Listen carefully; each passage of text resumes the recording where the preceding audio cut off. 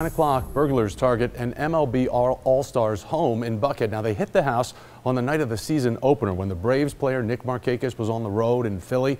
That house is on Conifer Circle, just north of Phipps Plaza. CBS 46's Trayson Bragg is there live tonight with more on this story. Trayson. That's right, Thomas. This small, quiet neighborhood here in Buckhead is where that happened. Atlanta PD told me that those burglars are still on the loose right now. They add that those burglars got away with $20,000 in cash that was taken out of a safe inside the home, as well as an AR-15 rifle, 4 9mm handguns, a watch, and get this, the 5-foot safe itself. Authorities say that the burglars got into Markakis' home after breaking a window on his front door. Today, I spoke to one of his neighbors who says that this burglary was a wake-up call.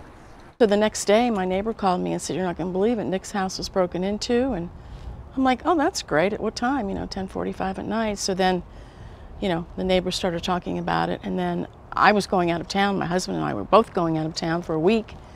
I said, "That's it. We got to get a new system in here." And so we did.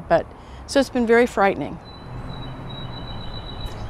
Now, that neighbor says that, well, she asked me to hide her face, first of all, but we also found out that she is not the only neighbor in this community who got a new security system after this burglary.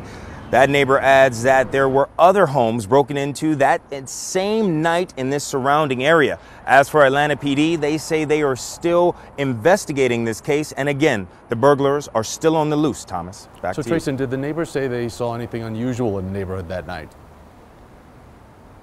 Well, Thomas, that neighbor mentioned that several of her neighbors have security surveillance video, and in that video they saw some vehicles that they think were suspicious that made their way in and out of the neighborhood several times that day. They believe they may have been casing the neighborhood that day. So again, this is a scary time for these neighbors. Right now they're still trying to figure out how they can protect themselves moving forward.